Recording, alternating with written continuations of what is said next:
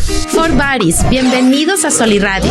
Healthy snacks cocinados con aire caliente. Alimentos saludables, deliciosos, accesibles y con los mejores ingredientes. Todos nuestros alimentos son preparados por manos de mujeres mexicanas. For Buddies, un snack extraordinario. Ajuste de tiempo es llevado a ti por For Buddies, un snack extraordinario.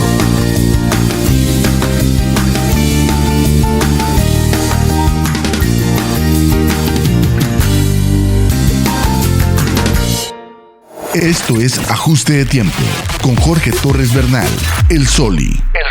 Soliradio.com. Innovamos la comunicación. Bienvenido a un episodio más de Ajuste de Tiempo. Mi nombre es Jorge Torres Bernal y sin más preámbulo voy a presentar a mi invitado. Es un honor, es un privilegio, es un gusto recibirlo aquí en cabina. Licenciado Luis Alberto Vázquez, bienvenido. Muchas gracias, Jorge, muy amable. Estoy admirado con lo que estoy viendo aquí que tienen ustedes en estos podcasts, en esta empresa. Muchas gracias, licenciado. Oiga, y estábamos platicando antes de que entráramos en calor, pues mejor registrarlo, producir el programa y empezar la charla. Me decía usted, oye, ¿por dónde me invitaste? ¿Por la reunión que hubo en el TEC, en la secundaria del TEC, o por mi espacio radiofónico en GREM, que tiene pues ya bastantes años? ¿Cómo se llama su programa? Actualmente Diálogos con la Historia. Diálogos con la Historia, pero empezó siendo... Entre Sorbo y Sorbo. En el año 2000 empecé con Entre Sorbo y Sorbo. Luego, en el año 2010, yo ya como que ya quería dejar Entre Sorbo y Sorbo. Ajá. Y tristemente falleció el profesor, el ingeniero Francisco Amparán Hernández, sí, que todo el mundo recuerda con mucho cariño. Él tenía una sección, no era un programa, era una sección que se llamaba Águilas y Serpientes, en la cual él narraba hechos históricos. Así es. Y al fallecer él quedó ese campo libre. Uh-huh. Y entonces me lo ofrecieron, pero yo les dije, bueno, pero yo no voy a hacer lo que hace Paco Amparán. Uh-huh. Yo voy a hacer mi propio programa. Uh-huh. Y creé Diálogos con la Historia, que se transmite los sábados a las 10 de la mañana. A las 10 de la mañana. A las 10 de la mañana. ¿Todos los sábados? Todos los sábados. Hasta ahorita sí, bueno, salvo los sábados aquellos que pueden ser primero como este año, que fue primero de enero, 25 sí, claro, de diciembre, pues no tiene caso porque nadie lo va a escuchar. Entonces es en vivo el programa. No. Es grabado, pero puede ser en vivo, pero de hecho es grabado. Bien. Y toca todos los temas de historia posibles. Historia de México. Particularmente me gusta más la historia de México desde la época de Mesoamérica hasta los días actuales, ¿no? ¿Es cambiante la historia, como dice Enrique Krause en Caras de la Historia? No, bueno, vamos a decirlo que es modulable a los intereses del historiador.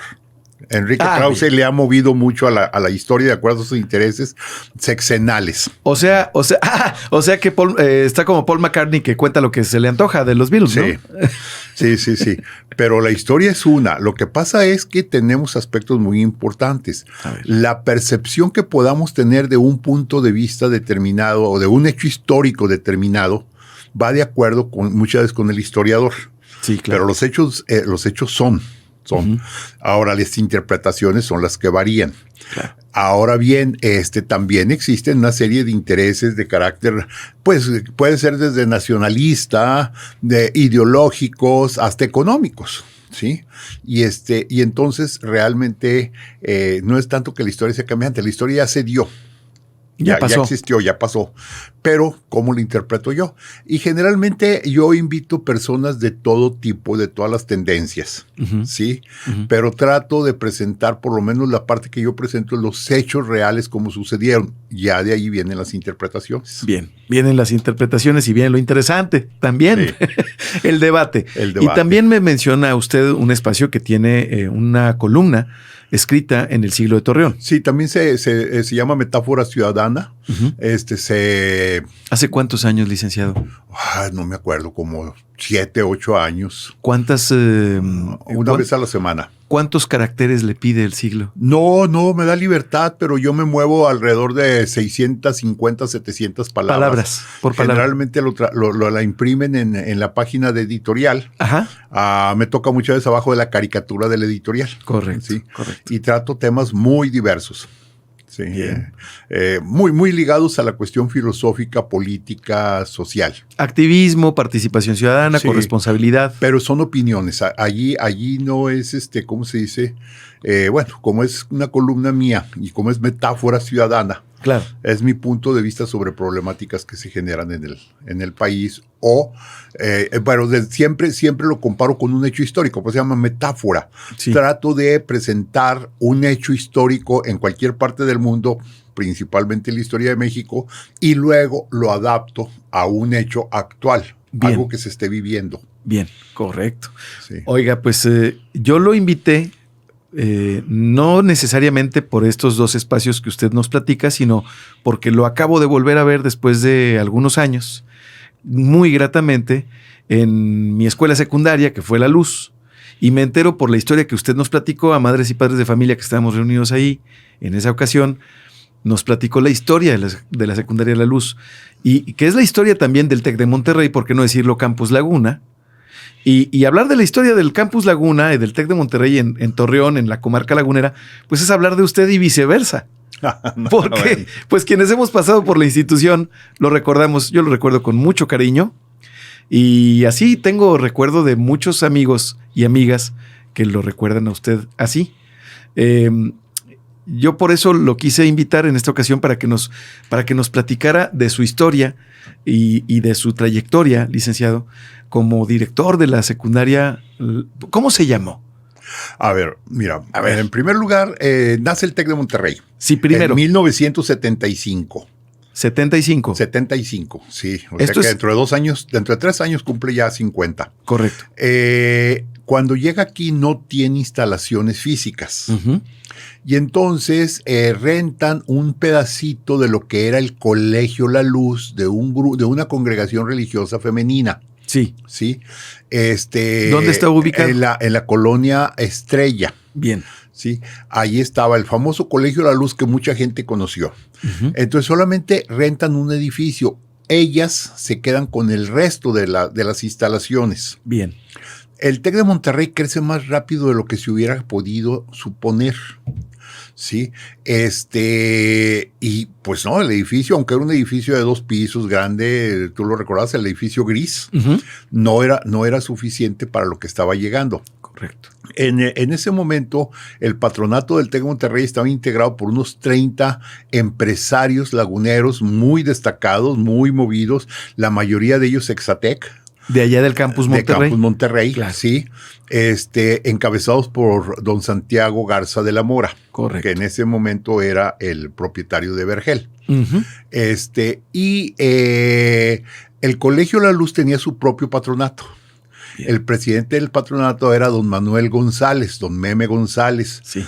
Que resultaba que era compadre de don Santiago, y las parejas eran muy amigas también entre sí. Correcto. En esa situación aparece un tercer factor que va a ser determinante.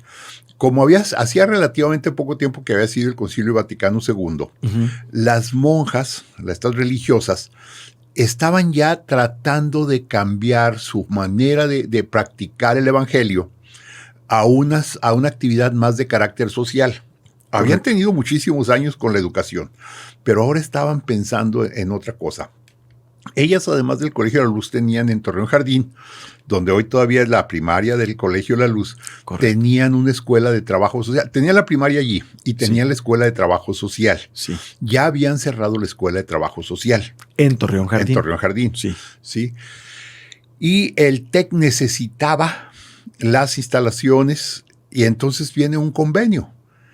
Ellas acuerdan, pues hay un acuerdo que yo desconozco en el sentido económico, pero sí en el sentido de carácter social, uh-huh, cederles todas las instalaciones de la Colonia Estrella al TEC de Monterrey, bajo una de las condiciones era que ellas ya para el momento en que se toma esta decisión habían inscrito alumnas de primer año de secundaria. Sí. En ese momento el colegio, la secundaria del Colegio La Luz era 100% femenina. Uh-huh. ¿Sí? Y pues ellas además tenían el segundo, las de primeros que pasaban a segundo y las de segundo pasaban a tercero. ¿Tenían la matrícula llena? Tenían la matrícula llena. Entonces, para ellas, pues no iba a ser fácil decir, oigan, ¿saben qué? Pues siempre cerramos aquí porque le vamos a pasar al TEC de Monterrey. Y la condición es, ok, arreglamos lo de la cesión del inmueble, pero ustedes por lo menos saquen las generaciones que ya se inscribieron de secundaria. Exacto. ¿Sí? Y en esas circunstancias yo había entrado como profesor de historia a la preparatoria del TEC de Monterrey. Correcto. Sí. Al edificio gris. Sí, al edificio gris, así es. Y en ese momento el ingeniero Gabriel Monterrubio Álvarez, que era el director fundador, primer director del Campus Laguna, me llama y me invita a que sea el director de la secundaria, que no voy a decir que van a ser, sino que va a ser la primera secundaria del TEC de Monterrey, pero que viene a ser la continuación de la secundaria del Colegio La Luz. Así es. Y es un híbrido en ese momento complicado. Sí, muy híbrido. Y entonces, pues a mí me gusta la idea, acepto, ya tenía experiencia en ese campo, acepto y me quedo como director de la secundaria. Incluso el rector, el ingeniero Fernando García Roel, cuando conoce, me dice, mira, no tenemos nada de experiencia en secundaria, nosotros es de prepa hasta doctorado. Esto poca gente lo sabe. Sí. Poca gente lo sabe. Y era la primera y única en ese momento secundaria del TEC de Monterrey. Ajá. Me dice, de aquí va a depender mucho si la experiencia nos permite seguir adelante o si cerramos la secundaria. Entonces, se le estaban jugando. Sí. Sí, pero yo tenía un año, porque en un año, es más, tenía menos de un año, porque si tú recuerdas, en febrero se hacen las inscripciones del siguiente. Entonces, esto que estamos platicando, lo estamos platicando en julio de 1976. Sí. Yo tenía que demostrar que sí valía la pena tener una secundaria entre julio y febrero, que serían las siguientes inscripciones. Y pues nos la jugamos. Una ventana de tiempo muy corta. Sí. Pero usamos el modelo TEC de Monterrey, que de por sí ya para entonces pues tenía del 43 al 76, 33 años. Hubo una reconversión en la currícula, en el plan de estudios. Sí, es decir, adaptamos el modelo TEC de Monterrey a la secundaria. Bien. Que ya era un modelo muy prestigiado, ya a nivel mundial inclusive. Y y pues sí, los resultados empezaron a darse. Y pasamos, por ejemplo, ya cuando la recibimos el primer año, 76-77, no le cambiamos estructura mucho, más que en el campo académico. Bien. Pero eran grupos de 40 y tantas alumnas, sí, puras mujeres, exclusivamente femenino. Y cuando se vio que había la posibilidad de que pudiéramos seguir con ella, ahora sí empezamos a adaptar otros sistemas. Bien. Por ejemplo, reducir los grupos a 25 alumnos mixto, hombres, mujeres. Hombres, mujeres. Primero. Y 25, más manejable. 25. Sí. Íbamos a tener los mismos alumnos, pero íbamos a tener 2 salones de 25. Sí. Otro campo que cambiamos fue el de los profesores de tiempo completo, que no se acostumbraba. Teníamos profesores de carreras. ¿Cómo?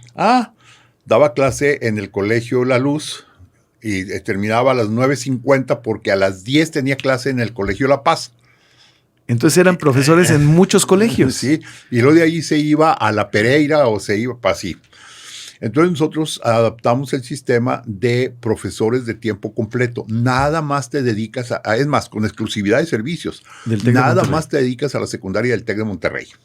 Mediante contrato, todo hablado. Sí, contrato, todo. No puedes dar clases en otro lado. No, pero te vamos a pagar un sueldo equivalente a un trabajo de tiempo completo. A una planta, así es. Pero te vas a capacitar, te vas a preparar, etcétera, etcétera. Modificamos mucho la estructura académica. Esa la modificamos desde un principio. Nos dimos cuenta que, por ejemplo, cuando nos llegaban al TEC de Monterrey, quienes venían de la secundaria de la Luz, pues les fallaba mucho matemáticas, física, química, esas materias. Cuando vimos los exámenes que presentaban, pues por ejemplo decía, dinos quién es el autor de la teoría de la elasticidad de los cuerpos. Pues qué importa quién es el autor, lo que importa es conocer la teoría. Así es. Sí, y resuélveme el tema. Exactamente. Y todo eso lo fuimos cambiando. O sea, era un ángulo del conocimiento más tradicional, más clásico, en donde se retienen muchos datos que no necesariamente son prácticos. Prácticos, así ¿verdad? es. En ese entonces empezaban las primeras computadoras. Teníamos taller de mecanografía, lo cambiamos por un taller de computación, aquellas computadoras gigantescas que se tardaban, parecía que estaban prendidas con carbón y se tardaban horas para poder encender el sistema y todo eso. Y el TEC de Monterrey fue la primera institución que tuvo una computadora grande aquí. Así es. Sí. ¿Cuánto espacio ocupaba esa computadora? No, espacio y clima. Y clima, energía, además. Sí. Era una sala muy grande donde estaban el área de computadoras, pero había una sección especial, yo creo que medía unos 4x6, que estaba climatizado donde estaba el disco duro, que era un discote gigantesco, ¿sí? Y ahí había una chamarra de pluma de ganso. Para entrar a ese cuarto te ponías la chamarra de pluma de ganso porque estaba helado, porque así se acostumbraba entonces. Pero te voy a decir una cosa, la capacidad de esa computadora de aquel entonces, que costó una buena lana, no tenía la capacidad de un celular de ahorita. Por supuesto, sí, claro. Mucho menos la velocidad, ¿no? Yo creo que tendría la capacidad de algún videojuego portátil, algún Game Boy, una cosa así. Y todavía nos tocaron de las que se perforaban, tarjetas, y todavía nos tocó de las que tenían cinta. Y las impresoras de matriz de punto también. Sí. Por supuesto, ese ruido, ese sonido de la impresión después de las clases era característico. Así es. Y entonces empezamos a cambiar toda la estructura de la secundaria del TEC. Pues yo creo que dentro de los detalles era reducir los grupos, hacerlos mixtos, tener profesores de planta y profesores que se iban especializando. Porque el TEC de Monterrey, como una de sus actividades es ser miembro de una asociación de universidades de los Estados Unidos, en donde para ciertas materias te piden estudios perfectamente claros. Por ejemplo, si yo voy a dar una materia en profesional, sobre todo en los últimos años, tengo que tener doctorado en la materia. Para poderla impartir. Sí. Doctorado en la materia. Así es. Y entonces empezamos a tener profesores que los iba capacitando el TEC. Por ejemplo, el profesor de física tenía que estudiar una maestría en física, por lo menos, y prepararse en ese campo. Y aspirar al doctorado. Sí, hasta donde fuese posible, pero sí, por lo menos se conformaba entre secundaria y prepa se conformaba con una maestría. Ya profesional ya exigía doctorados. Exacto. Pero apenas empezaba esto. Entonces fueron parte de los cambios que hicimos. ¿Cuánto tiempo estuvieron estos cambios implementándose? ¿Y cuándo fue el momento en donde se vio que esa moneda lanzada al aire sí había funcionado? Yo creo que fueron como 3 años de estar haciendo todo esto, porque, por ejemplo, las alumnas, ya alumnos y alumnas que terminaban la secundaria pedían el pase automático y no se daba. Ah, bien. No se daba. A prepa. Sí, el pase automático a prepa. No se daba. Y hasta como los 3 años no fue que se diera el pase automático, porque para entrar al TEC de Monterrey tienes que presentar un examen de admisión forzosamente. Así es. Y la secundaria, hasta recientemente, es parte del TEC de Monterrey como tal. Era administrada, porque incluso el nombre era, en aquel entonces se quedó con el nombre de Secundaria La Luz AC. Administrada por el TEC de Monterrey Campus Laguna. Sí. Ya después se fue a cambiar Secundaria TEC. Sí. Y ahora ya ha cambiado muy radicalmente. ¿El nombre que tiene actualmente? El nombre que tiene actualmente. Pero en ese entonces, terminaba la secundaria, en la secundaria administrada por el TEC, pero no tenías nada a cambio. No había un pase automático. No había un pase automático. Y pues fue hasta que se pudo demostrar que realmente estaban funcionando los cambios académicos. Correcto. Y otro aspecto, una de las cosas más importantes era cero memorización. Vámonos a trabajar con el razonamiento, con el aprendizaje. Porque pues era grabarte una idea, golpearte la frente, grabarte la idea. Sí. Y acá no. Acá era, vamos a hablar de matemáticas, entonces esta es la fórmula y aplícala a cualquier problema que te plantee. Exacto. Sí. No te voy a dar problemas que toda la vida han sido y ya nomás te aprendes de cómo resolverlos y ya. Exactamente. O sea, fueron cambios radicales. ¿Cuánto tiempo estuvo usted en esta etapa de la secundaria? Yo estuve 3 años como director de la secundaria directamente. Después estuve 2 años como director de enseñanza media, que significaba ser al mismo tiempo director de prepa y director de secundaria, pero ya secundaria tenía un director académico. Yo era administrativo, pero ya no era académico. Originalmente era administrativo académico. Correcto. Y ahora ya no más era administrativo y se quedó un director académico en la secundaria. Así es. Usted ya se encargaba, ya veía preparatoria y secundaria. Así es. Después de estos 3 años. Sí. 2 años como 2 director. años como director de enseñanza media. De enseñanza media. O sea que finalmente estuve 5 años en la secundaria, los 5 primeros años de la secundaria. Sí. Sí. Y luego de ahí pasé a asuntos estudiantiles. Pues el crecimiento del Campus Laguna había sido tan grande y su desarrollo extraacadémico también tan grande, o cocurricular, como le llamamos nosotros, extraacadémico curricular, que llegó un momento en que se hizo necesario hacer una nueva división, que era la división de asuntos estudiantiles, ¿sí? Y a mí se me planteó si quería seguir en lo académico o quería cambiarme. De cualquier manera, yo ya tenía tiempo, es decir, había actividades repartidas de lo que venía a ser las cocurriculares. Yo prácticamente desde que entré como director de secundaria me hice cargo de los deportes del TEC de Monterrey, del campus. O sea, era director de secundaria y al mismo tiempo director de deportes. Correcto. También era director de becas. Bien. Sí. Lo que no tenía era difusión cultural en ese momento. Y agrupaciones estudiantiles. Eran prácticamente las 3 que tenía: becas, deportes y agrupaciones estudiantiles. La nueva dirección iba a tener esas 3 actividades más difusión cultural. Más difusión cultural, que en ese momento la tenía el director de prepa y luego se pasó la llevó como director de profesional cuando yo pasé a prepa. Bien. Entonces yo me planteaba si me quedaba como puro académico o me iba a una nueva aventura y opté por la nueva aventura. Los asuntos estudiantiles. Asuntos estudiantiles, donde nada más duré 28 años. Nada más. Sí. Y entonces... Ahí lo conocí yo. Sí, se crea asuntos estudiantiles y tiene esas actividades: deportes, cultura, becas, relaciones con Exatex y agrupaciones estudiantiles. Vaya. Y después va a ir creciendo más y más, va a tener muchas otras cosas. Y vamos teniendo muy buenos resultados en ambos casos, porque ganamos muchos campeonatos nacionales, llegamos a tener nuestro equipo de fútbol americano en el top de los 10 grandes a nivel nacional, concursando. Éramos una universidad de 1,500 alumnos en profesional, y concursábamos y le ganábamos a universidades como la UNAM, que tiene 400,000, o el Poli, que tiene 100 y tantos mil, inclusive TEC de Monterrey, que tenía 16,000, etcétera. Nos fue bien en ese aspecto. ¿De qué años estamos hablando? 81, de 81 en adelante, 1981. ¿Sí? ¿Hasta cuándo? 28 años como director de asuntos estudiantiles. Así en es. esa nueva aventura que se convirtió en parte de su vida. Sí, no, y además logramos que tuviéramos instalaciones, porque ya entonces el área del campus de La Estrella se quedó solamente como primero secundaria y prepa. Y nos fuimos a la Rosita, la impresión La Rosita. Donde actualmente está el TEC de Monterrey. Donde actualmente está en lo que es TEC de Monterrey, porque en la Estrella sigue estando la secundaria. Sí. Y allá, pues como era un terreno muy grande, logramos tener muchas instalaciones deportivas y culturales.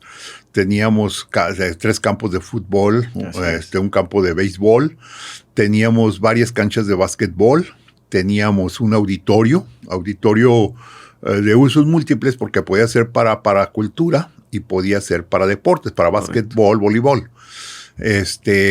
Tuvimos un edificio exclusivo de asuntos estudiantiles, teníamos alberca, teníamos canchas de tenis, pues teníamos todas las instalaciones allá y fuimos creciendo mucho. Por eso nos permitió la posibilidad de tener buenos resultados en ese campo. Hasta que se fue también preparatoria a esas instalaciones. Ya se hizo el edificio de preparatoria. ¿Por ahí del 90 qué sería? 92. Yo creo que sí, 92, no, sí. 93. 92, 93 se iría prepa 93 porque fue para el 50 aniversario del TEC de Monterrey. Así es, del sistema. Del sistema TEC de Monterrey. Fue 93, sí. Exactamente. Sí, y había un edificio originalmente de profesional, el de ladrillo rojo que tú has de haber conocido, sí, que ya ahorita ya pues es otra cosa porque ya se desapareció, se tumbó. Empezaron a haber otros edificios como por ejemplo ese mismo 93 se creó el Centro de Competitividad Internacional. El CCI, por supuesto, era lo más moderno en la comarca lagunera. Así es. Años más tarde se creó la biblioteca, que es el CITE, que es el tanque de nosotros. En el TEC de Monterrey es muy común que demos nombres a las áreas. Sí, era la Herradura, por ejemplo, era el edificio de profesional. Sí. El tanque, el CCI, pues era como una mantequera. Allá en Monterrey es muy famoso porque, por ejemplo, el servilletero es uno, el litro de leche es otro. Es otro, sí. Y es muy común en el TEC de Monterrey ponerles a los edificios esos nombres, apodos. Así es.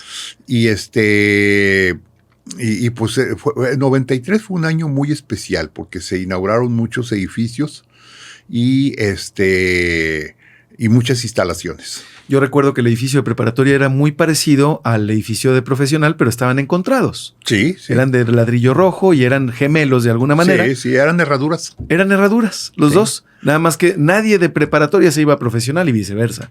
Se quedaban los estudiantes. Yo recuerdo que nos quedábamos ahí, cada quien en nuestro campo. Sí.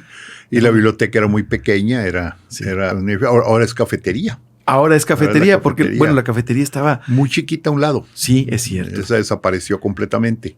Sí. Y luego los edificios de aulas ya son muy grandes, son muy modernos. Ya tienen otro tipo de bancas de instalación. Es que está muy hecho ya para lo moderno. Y curiosamente, sin saber nadie nada, cuando llegó la pandemia, los salones estaban listos para la pandemia. Sí, claro. Sin saber. El TEC de Monterrey era la única institución preparada, considero yo, académicamente y con recursos pedagógicos, educativos y de tecnología para la pandemia. Sí, porque ya teníamos clases nacionales e incluso internacionales. Ya era muy común que hubiéramos profesores que podíamos estar dando una clase a un grupo de 100 alumnos acompañados por otros profesores de otros campus tratando temas específicos. Todo por vía satelital.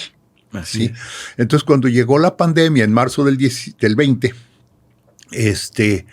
pues simplemente, ¿saben qué? Se separan las clases presenciales. Y vámonos al modo al virtual, Zoom, al modo virtual, al Zoom o a otro sistema. Ajuste de tiempo es llevado a ti por Fort Buddies, un snack extraordinario.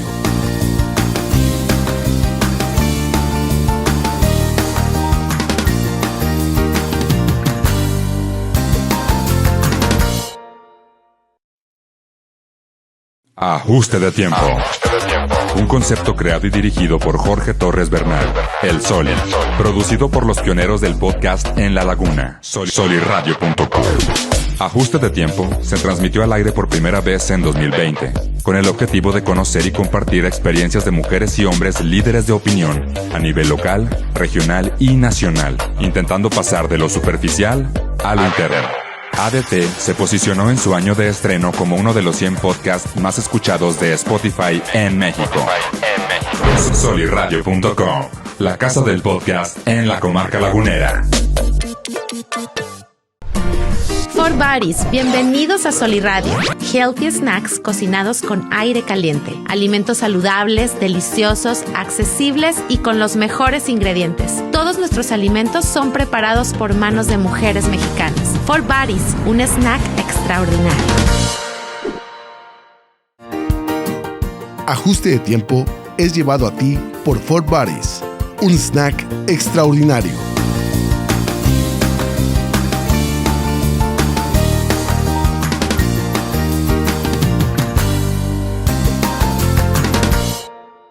¿Qué tanto habrá funcionado el sistema, este híbrido de la secundaria, La Luz, del Colegio La Luz, que se hicieron más secundarias en el país?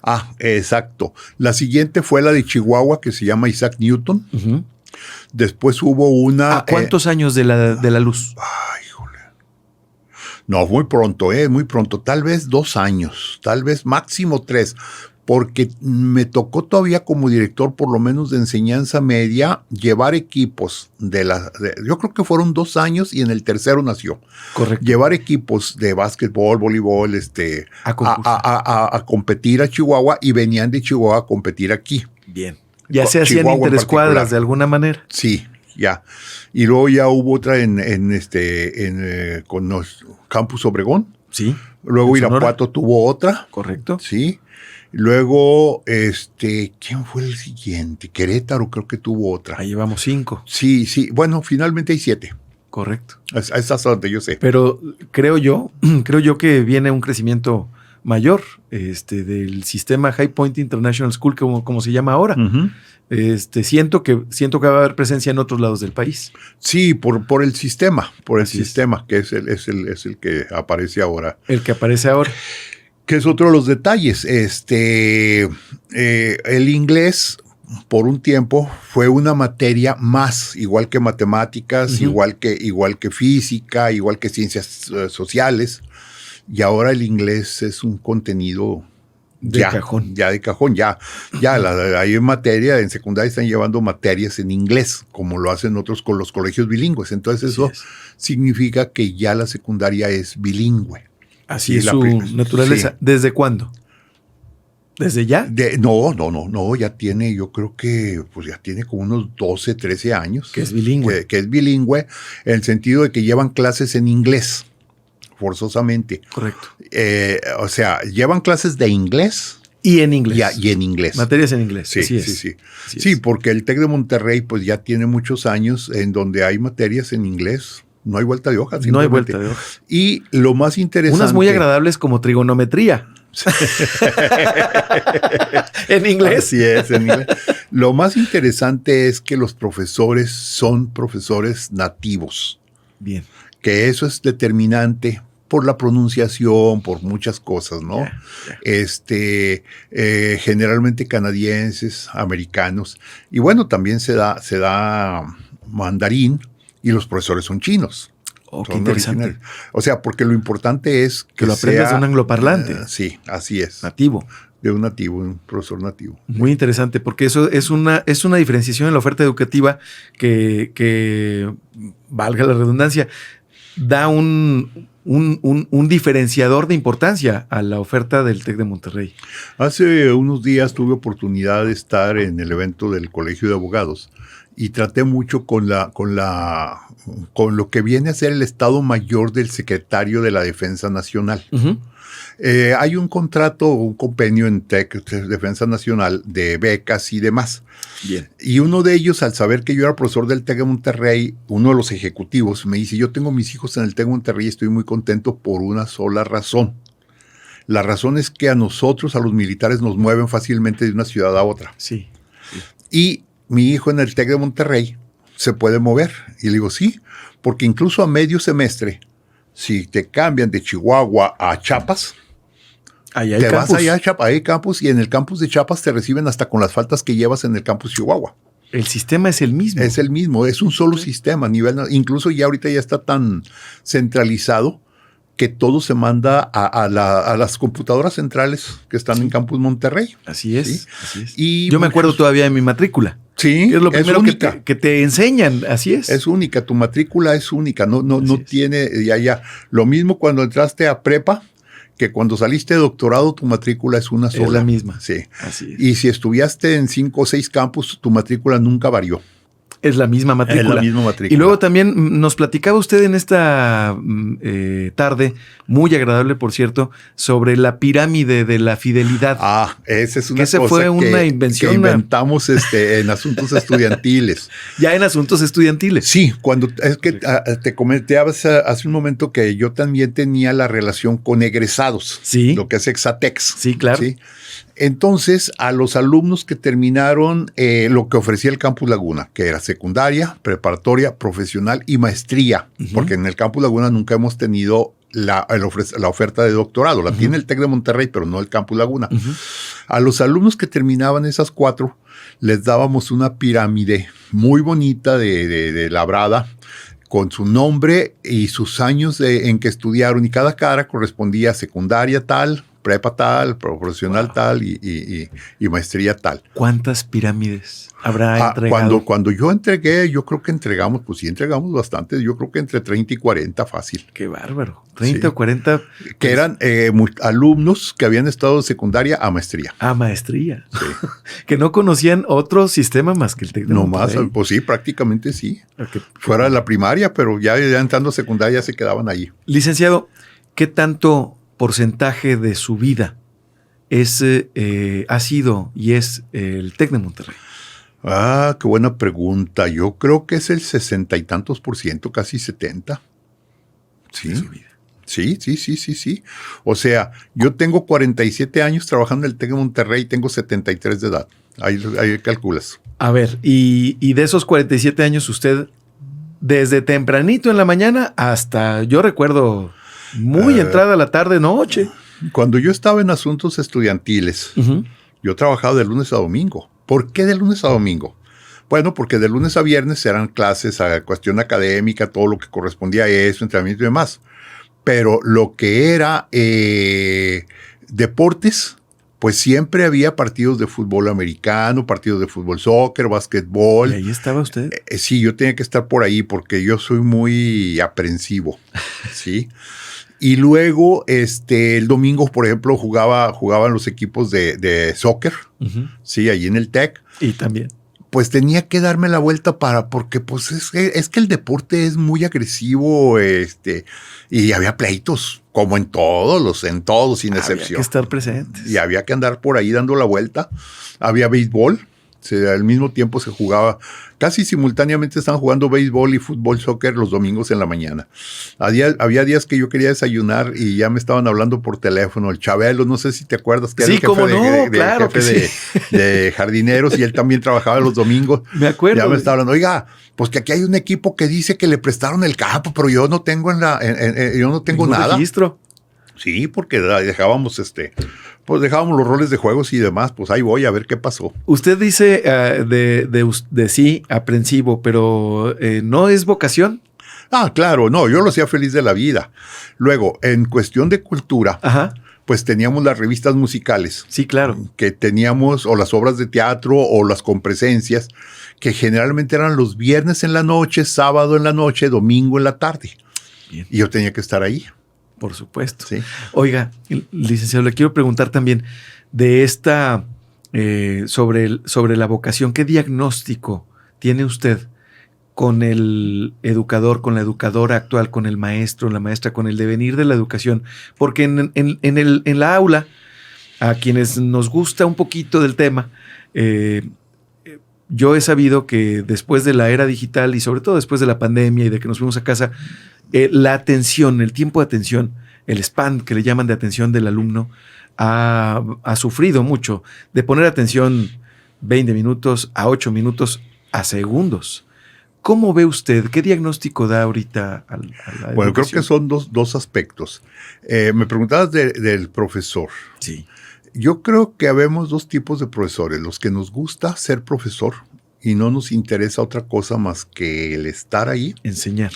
Y a quien la carrera de profesor, o más bien la profesión de profesor, valga la redundancia, es una manera de sacar el chivo.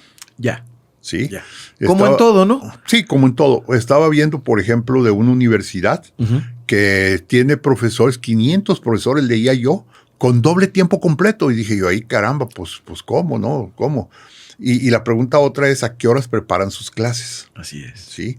Así es. Entonces, a nivel de profesores, yo creo que va muy de acuerdo con la vocación del profesor, con lo que quieres conseguir, con lo que quieres lograr. Afortunadamente, el día que quieran acabar con el TEC de Monterrey es muy fácil acabar con él. ¿Cómo? Metan sindicato de profesores. Tan sencillo como eso. Porque los derechos sindicales te van a dar que des más materias para que te paguen más independientemente de tu capacidad. A veces vas a dar una materia que, qué sé yo, pues cálculo infinitesimal, pero en realidad lo que estás dando es lástima. Sí, claro, porque no sabes nada de cálculo. Así es. Pero tengo derecho sindical a estar ahí para que me lo paguen. Exacto. O sea, no es conforme a tu competencia. No. Es conforme a tus derechos. A tus sindicales. derechos. Pero no estás demostrando, con tus derechos no va emparejada tu competencia, tu capacidad. Así es. Uy, esa es entonces, sí, entonces va muy de acuerdo. Si realmente, por ejemplo, yo te puedo decir una cosa. Yo jamás sentí que estuviera sufriendo trabajar 7 días a la semana. Porque me gustaba. No. 47 años en el TEC de Monterrey. Sí, bueno, pero no todos los 47 han sido de tiempo completo. Estudiantiles ni porque tiempo completo. Yo tengo ahorita ya 12 años de pensionado. Ajá. Pero sigo dando clases, pero ya no estoy en las condiciones que estaba entonces. Así es, ¿sí? Así es. O sea que 35, 36 años fui de tiempo completo. Pues miren nomás. Sí, pero ya de un tiempo para acá ya nada más ofrezco clases directamente. Muchos no aguantan una semana. Pues bueno, pues sí. Pero a mí me encanta, me encanta estar con los alumnos. En la vocación. Ahora, mira, el segundo factor son los alumnos. Sí. Ciertamente el hecho de haber sido virtual trajo como resultado muchas cosas. Pues tenías en la pantalla a todos tus alumnos. De pronto alguno ponía una letrita en la pantalla y ya no sabía si estaba o no estaba, qué estaba haciendo. Entonces tienes que ingeniártelas. Como profesor tienes que ingeniártelas para que ellos sean presenciales. Por ejemplo, no acepto que no estés en la pantalla. Sí, pantalla en negros, no. No. Correcto. ¿Sí? En cualquier momento te puedo preguntar. ¿Sí? Bien. Ahora, te voy a decir una cosa. Sí, el sistema virtual 100% nos tenía sentados ahí viendo la pantalla, revisando los alumnos y la clase que tenías que preparar de que siempre habías preparado. Más interesante fue cuando regresamos en híbrido. En el TEC de Monterrey, por un tiempo, por 2 semestres prácticamente, sí, regresamos en híbrido, que significa el alumno puede estar en el salón de clase o puede estar en su casa. Así es. ¿Sí? Entonces tenían salón de clases con parte de alumnos. Sí, sin haberlos elegido nosotros. Ellos decidían. Libre. El alumno ya quería ir a la escuela, ya soñaba. O sea, ya quiero ver a mis amigos. Pero, por ejemplo, te decía de los salones del TEC que estaban adaptados, sus sillas, sus formas, sin saber, sí, o sea, nunca se pensó que fuera a haber una pandemia. Claro. Y teníamos varias pantallas donde estábamos viendo. Yo usaba mucho la expresión los de arriba y los de abajo. Los de arriba eran los que estaban en las pantallas. Claro. Sí. Y que estaban en su casa. En la nube, digamos. En la nube. Sí. Y los de abajo eran los que estaban en el salón de clase presentes. Así es. Pero eso te hace todavía más, pues más atento. Sí. Como profesor. Porque tengo que estar viendo allá y tengo que estar viendo acá. ¿Y la atención de los jóvenes? Ellos tienen otras pantallas. 25 alumnos. Vamos a suponer que la mitad y la mitad. 12 y 12, 12 y 13 más o menos. Es un ejemplo. Sí. Sí, claro, hubo ocasiones en que nada más tenía 3 o 4 alumnos en la nube y todos los 20 y tantos estaban acá abajo. Presentes. Es un reto cambiante cada clase. Sí, porque era como ellos quisieran, o sea, no estaba forzado. Y además era que ellos también pudieran estar viendo a sus compañeros y más cuando trabajas por equipos, que es algo muy común en el TEC de Monterrey, trabajar con equipos. Así es. Entonces, hablaba uno que estaba en el salón, pero su compañero de equipo que tenía que presentar estaba en casa. Bien. Y entonces estaban presentando, digamos, un programa combinado entre uno y otro.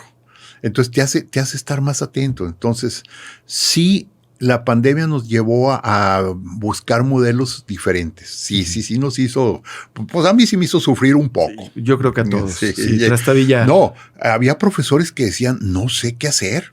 Sí. Pero lo hicimos, lo sacamos adelante. El día que llegó la pandemia, que nos avisaron, yo estaba en clase cuando llegó la información de que se suspendían todas las clases y yo empecé a ver a mis alumnos un poco inquietos. Yo, ¿qué traen? ¿No ha visto su celular? No, pues el celular cuando yo estoy en clase lo tengo apagado allá. Aparte, sí. Véalo. Ay, lo veo. Y entonces dice, era un jueves, a partir del próximo lunes nos vamos a la casa. Así es. Fue la primera institución educativa que cerró su por allá escuela. de los primera quincena de marzo. Marzo, sí. Así es. De 2020. yo les dije, ok, está bien, miren, vamos a dejar esto aquí y acá y allá, nos vamos a la casa, en 2 semanas que nos volvamos a ver. Así es. Sí, pues no, fueron 2 años. 2 años nos sacaron y cómo ha cambiado el mundo. Sí, totalmente. Licenciado Luis Alberto Vázquez, ¿nos puede usted compartir alguna anécdota en su espacio en la radio, en GREM, Ajá.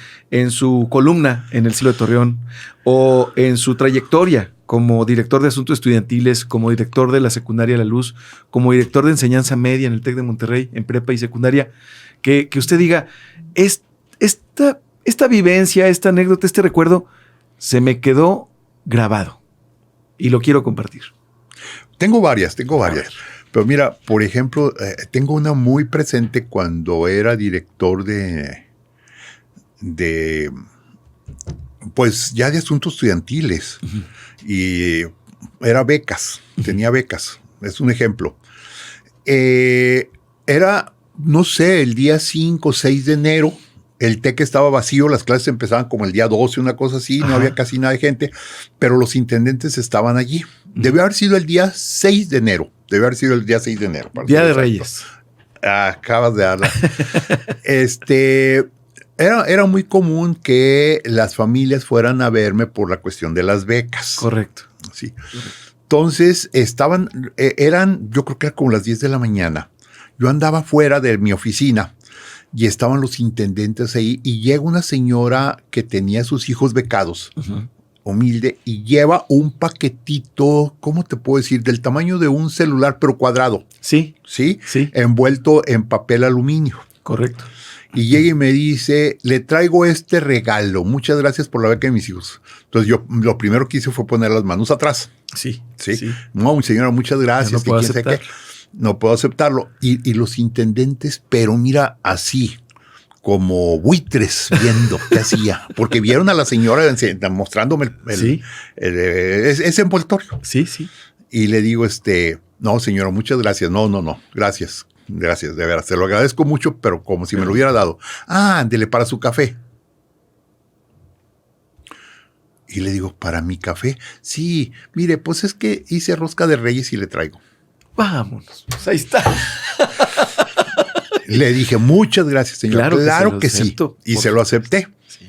Y ya se fue la señora y entonces me fui con los intendentes que estaban ahí, pero... Sobres. Y llego con ellos, pero ya casi llevando el en la mano para que vieran que no había cambio como los falderos. No había pecado.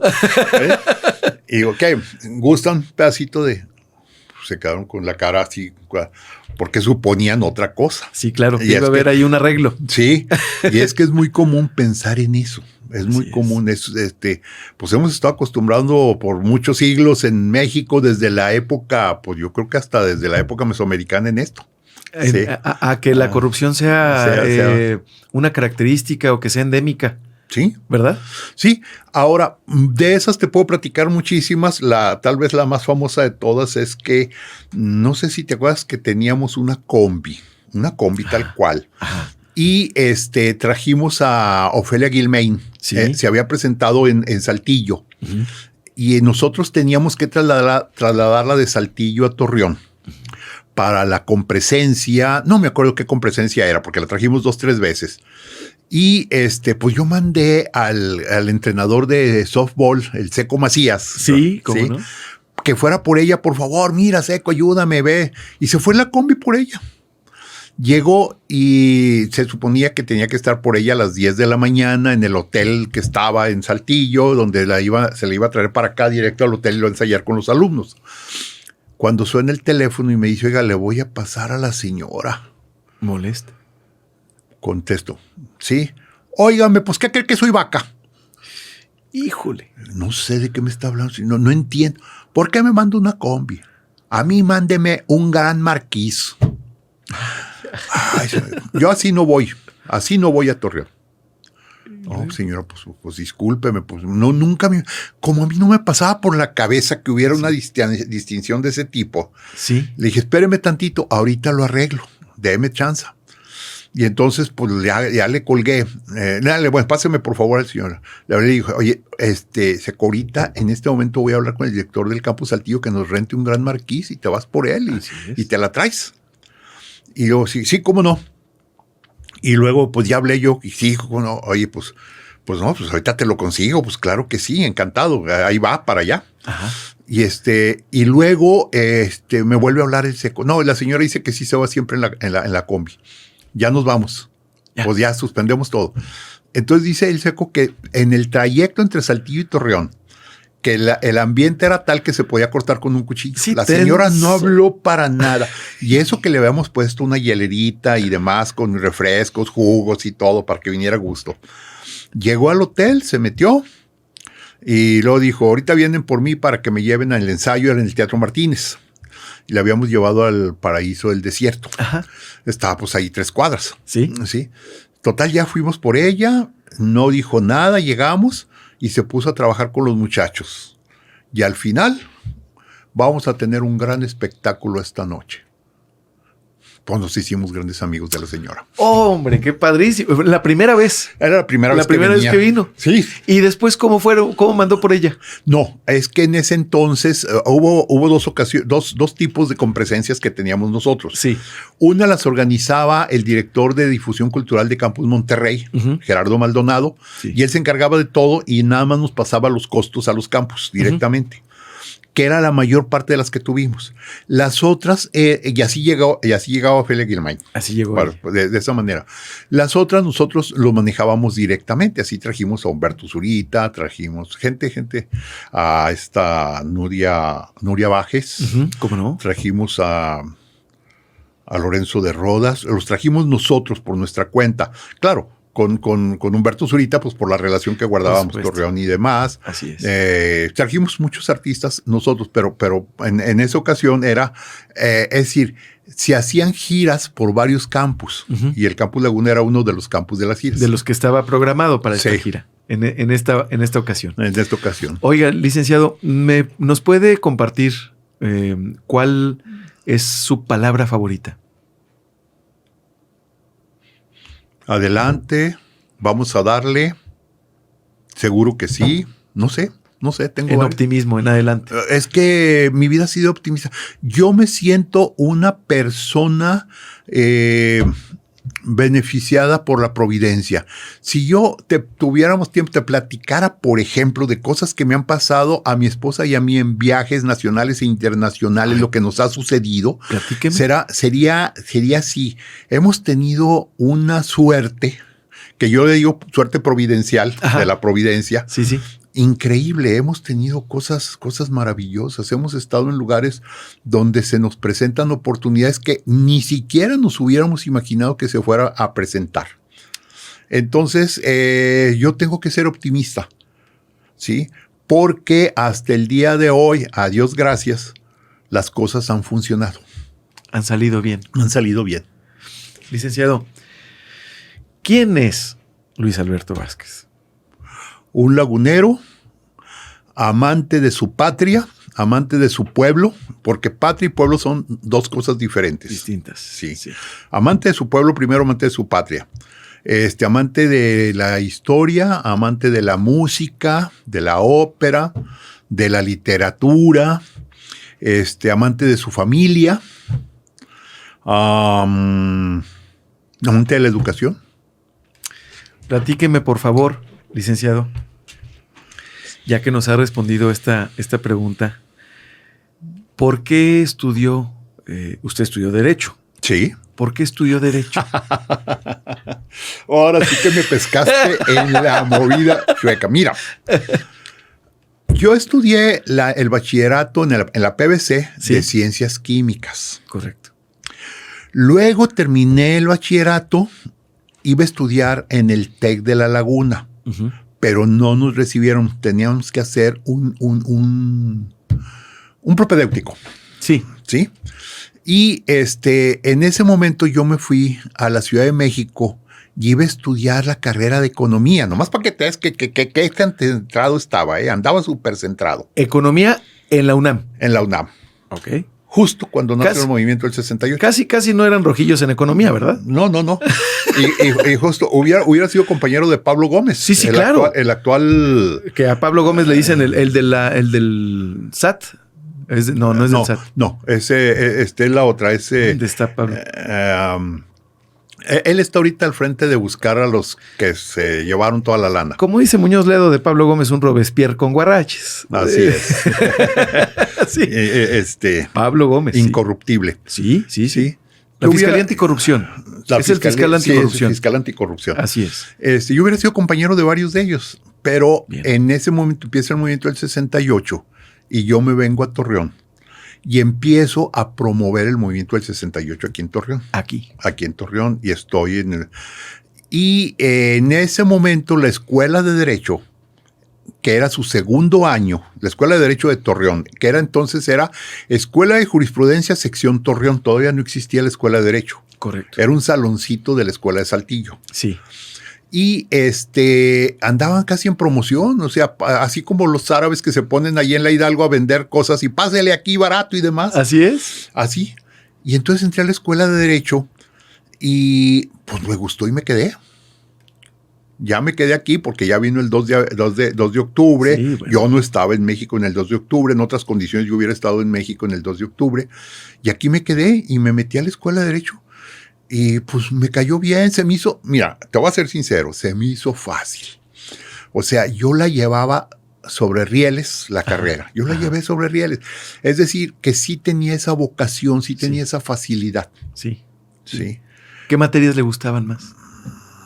Sobre todo las de carácter filosófico. Filosofía del derecho, naturalmente. Filosofía del derecho, derecho civil, teoría del Estado, derecho constitucional. Romano. Constitucional. Las que siempre batallé, que fueron para mí duras, fueron las de procesal. Por eso nunca he ejercido la carrera de abogado. ¿El derecho de amparo? Sí, muy bueno. Bueno. Sí, me gustaba mucho. Pero la teoría general del proceso ya era más. Un tema más pesadito. No. Entonces no ejerció. Nunca ejercí. No ejerció la carrera. Ejercí. Estando yo en segundo año de carrera, porque, una vez más, agradecido, Providencia, me invitaron a dar clases en la Escuela de Trabajo Social. Estando yo en segundo año de carrera, me invitan a dar clases en la Escuela de Trabajo Social. Yo le daba clase a alumnas de mi misma edad, porque iban avanzadas exactamente. Ellas tenían bachillerato y estaban en segundo año. Sí. Después de ahí me invitan a dar clases en la Pereira, doy clases en el Aguasier, ¿sí? Y me voy por el lado de la educación. Desde que estaba en segundo de profesional. Segundo de profesional. 5 años de carrera. 5 años de carrera. Sí, yo terminé la carrera normal. Y luego me comentaba usted fuera del aire maestrías. Bueno, sí, terminé la carrera, pues pasaron casi 10 años. Ya habían nacido mis hijos. ¿Cuántos hijos estudié? tiene? 4. 4 Una hijos. mujer, 3 hombres. Bien. Muy orgulloso de ellos. ¿Quién es el mayor o la mayor? La mayor. Ella, ¿La mayor? Claudia, sí. Claudia. El TEC también en ese momento empezaba a exigir maestrías. Bien. Empezaba a exigir las maestrías, pero todavía no era obligatorio. Pero yo empecé a estudiar en el TEC la primera maestría, que era maestría en administración de empresas, pero como que no me hallaba. En ese momento, la Escuela de Derecho, la escuela donde yo estudié la carrera, abrió la maestría en Derecho Laboral. Era otra de las materias que me gustaban mucho, la laboral. Claro. Sobre todo la primera, la de Derecho Privado. ¿Qué aspecto del laboral? ¿El aspecto del patrón o del empleado? No, el derecho laboral. ¿Cómo es? Como es, sí, pero lo que es la parte individual. Todo lo que es individual. Sí, lo colectivo, pero yo me enfocaba mucho en lo individual. Entonces, se crea la maestría en Derecho Laboral y los maestros eran... el director de la maestría era el que había sido mi maestro de Derecho Laboral, lo llevaba yo muy bien con él, se llama Alejandro Cepeda, en paz descanse, un excelentísimo abogado. Fue presidente de la Junta de Conciliación y Arbitraje, no sé, por decenas de años. Y me gustó y me metí a estudiar la maestría en Derecho Laboral. Laboral, correcto. Sí, y la saqué bien, a todo dar. Luego ya en el TEC, yo ya tenía esa maestría. Un día me encuentro ¿cómo se llama? Esas hojas dobladas. de información. Pues bueno, me agarró en curva. Sí. Ahorita nos acordamos. Sobre la maestría en ética que estaba ofreciendo el TEC de Monterrey. Como siempre me ha gustado, yo toda mi vida me ha gustado la filosofía, todo eso, toda la literatura y demás. Lo vi y me atrajo mucho. Entonces fui con el director de maestrías, que el maestro Manuel Oyoki, él estaba entonces, y le dije, oye, ¿qué onda con esto? ¿Puedo entrarle?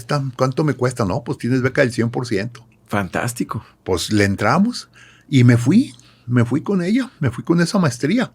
Me costó mucho trabajo, no en sí, sino porque en esa época me mandaron a mí a dar clases a una universidad, pues de relaciones en Canadá, ¿sí? Entonces yo estaba, ya por ejemplo, ya tenía mis clases en línea. Sí, ya. Porque ya desde Canadá yo estaba llevando la maestría. Parte la llevaba aquí, parte la llevaba allá. Correcto. Y en verano íbamos a Campus Monterrey a tomar la maestría. Correcto. Sí. Y terminé la maestría en ética. A todo dar. Muy padre. Pero porque me gustó, porque me atrajo el programa. Tríptico. El tríptico, exacto. Sí, un tríptico. Con ese tríptico, el tríptico fue el que me vendió la maestría esa. Así es. Y luego ya, pues ya encarrerado, ya agarrando confianza, pues me fui a la maestría en historia, en historia, ahí mismo en el TEC de Monterrey. En el TEC de Monterrey. ¿Qué parte de la historia es la que más le apasiona? Qué difícil pregunta. No, la historia en general, claro, la de México. Y si me preguntas de México, no, pues la mesoamericana. ¿Prehispánica? ¿La historia prehispánica? Sí.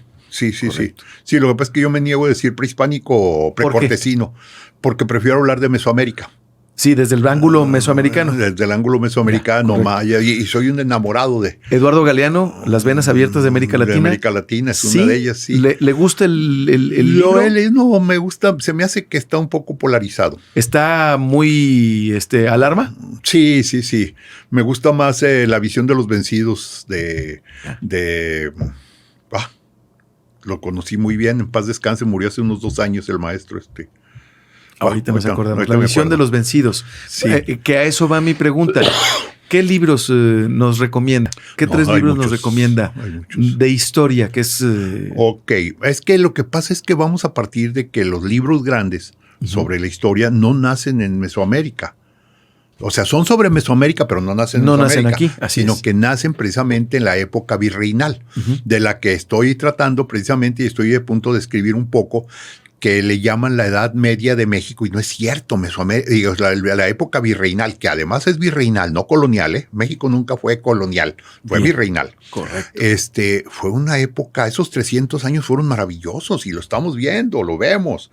En materia de arquitectura, pues ahí tenemos desde Zacatecas, Guanajuato, Guadalajara, México, Querétaro, San Luis, etcétera, maravillosos, ¿no? Y la mayoría de los libros que tratan eso son escritos en la época virreinal. Entonces, yo diría sobre esos libros, pues hay mucho de virreinal, Historiadores actuales, historiadores que sean un referente para usted, que diga usted, este personaje, por ejemplo, sí, André Moró, Ralph Reder. ¿A nivel internacional? Nacional o internacional. Mira, historiadores académicos serios. Estamos hablando precisamente de Miguel, mira, que son una familia, sí, que es el que escribe la visión de los vencidos, ¿sí? Moctezuma, Matos Moctezuma, sí, es muy bueno, es antropólogo también. Aquí de Durango, Flores Cano. Bien. Sí. Correcto. Actuales, ¿verdad? Sí, actuales. Sí. Hay algunos que digo no de antemano, porque ni sirven como nada. ¿Se puede saber? Martín Moreno. Sí, Martín. Escribió un libro, fue como el burro que tocó la flauta. Francisco Martín Moreno. Escribió un libro bueno, una buena investigación allá por los años 70 que se llama México Negro, que es la historia del petróleo. Bueno. Y ya. De ahí en adelante le gustó, ¿no? El burro aquel nunca se metió de concertista. Ya. Tocó la flauta y ya. Y este sí se metió de concertista. Ya. Cuando yo leí el primer libro de Arrebatos Carnales de él, porque sí, soy de los que busca esos libros, como que ya dije, chis, yo ya he leído todo esto, como que está sacando pedacitos de otros libros. Correcto. Finalmente el cuate se ha dedicado a robarse textos. Bien. ¿Sí? Por eso yo no lo recomiendo. Krause es bueno, Enrique Krause, padre, es decir, el hijo es nada. Enrique Krause es bueno en ciertas obras. No tanto en la historia, sino en la investigación, personajes como siglo de, ¿cómo se llama?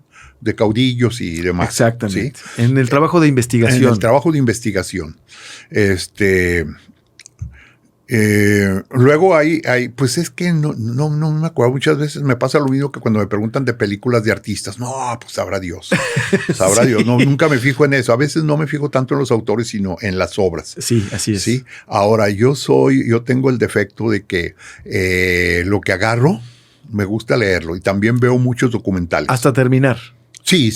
Salvo que sea una basofia. Sí, que sea algo duro, ¿no? Algo pesado. Platicaba yo con un amigo el otro día que, un buen amigo, no agraviando, como decimos Gracias. aquí en La Laguna, me dice, es que tomé un libro que habla del Holocausto y ya no lo puedo terminar, pero no quiero.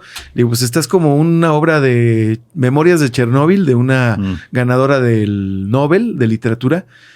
Pues muy a mi pesar, no lo quise terminar. Lo dejé ahí. Hay cosas que... Sí. Que no. Sí. En cambio, por ejemplo, en cuestión de literatura, no, pues yo sí. Bueno, me atrevo a decir que he leído todas las obras de Gabriel García Márquez. ¿Sí es usted un lector asiduo del Gabo? Sí, del Gabo. Todas sus obras. Todas las de Carlos Fuentes. Fuentes también. Sí, Fuentes también. Bien. Ibargüengoitia, me encantaba Ibargüengoitia. Yo Jorge. no sé cómo se fue a morir Jorge Ibargüengoitia en aquel accidente aéreo. De Luis Espota, ¿qué me puede decir? Muy bueno, pero leyó? lo leí hace muchos años. Sí, leí a Luis Espota, claro que sí. Aquel tuvo varias. Más Jornadas del Hambre. La de los toreros, sí, claro. Sí. Luego, La Estrella Vacía. La Pequeña Edad. La Pequeña Edad, bueno, Sí. La Carcajada del Gato. Buena. ¿La leyó? No me acuerdo de esa. La hicieron, no la hicieron película, sino que fue una película paralela de Arturo Ripstein. No la conocí. Lo voy a buscar. Están parecidas. Sí. También, pues, José Agustín, me gustó. A Carlos Monsiváis, con ciertas reservas. Con reserva. Con que decía reservas. Monsiváis que teníamos 3 secretarías de educación. Sí. Luego, pues en cuestión de literatura, pues muchos de la época virreinal, pues son muchos. Por ejemplo, en mi tesis doctoral usé mucho a Fray Bartolomé de las Casas en su defensa de los indígenas. Bien. Sí, que es una de las obras que más me ha gustado, cuando va a Salamanca y convence a su rector, el padre Vitoria, que es cuando el padre Vitoria le pregunta al rey Carlos V, ¿y si los indígenas americanos hubieran venido a conquistar España? O sea, deja ahí una tarántula tremenda pegada al trono.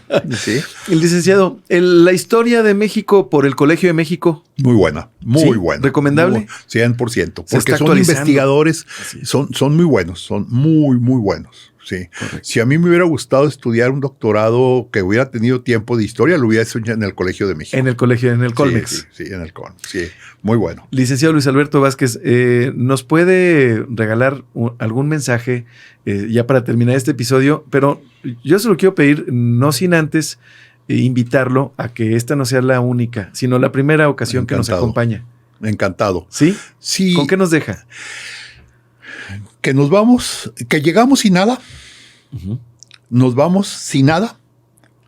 Por lo tanto, lo que podamos hacer en la vida es lo que nos podemos llevar al momento en que estamos en el momento final. En el momento final.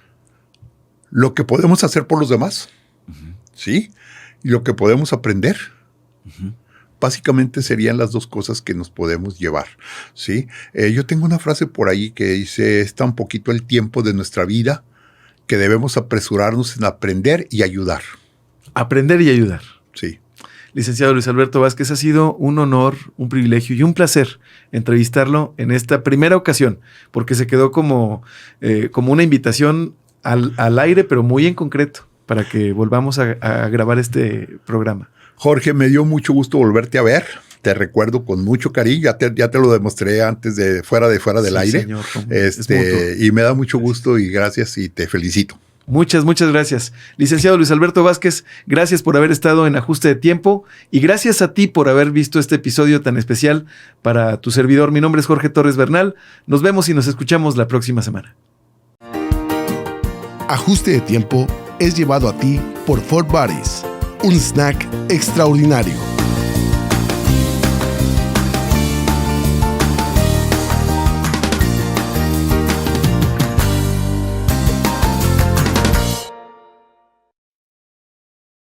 Ajuste de Tiempo. Un concepto creado y dirigido por Jorge Torres Bernal, El Soli. Producido por los pioneros del podcast en La Laguna, soliradio.com. Ajuste de Tiempo se transmitió al aire por primera vez en 2020, con el objetivo de conocer y compartir experiencias de mujeres y hombres líderes de opinión a nivel local, regional y nacional, intentando pasar de lo superficial a lo interno. ADT se posicionó en su año de estreno como uno de los 100 podcasts más escuchados de Spotify en México. Soliradio.com, la casa del podcast en la comarca lagunera. Fort Buddies, bienvenidos a Soliradio.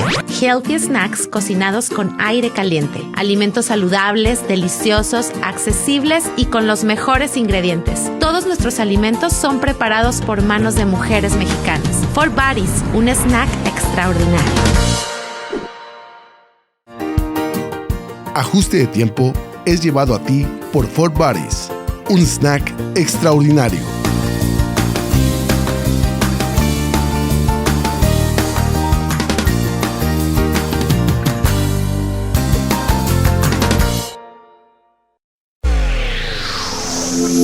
Libertad en comunicación.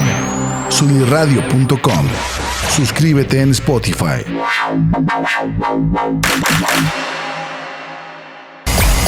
Emisión de vanguardia. Soliradio.com. Suscríbete en Spotify. Sintoniza tus ideas. Soliradio.com. Suscríbete en Spotify.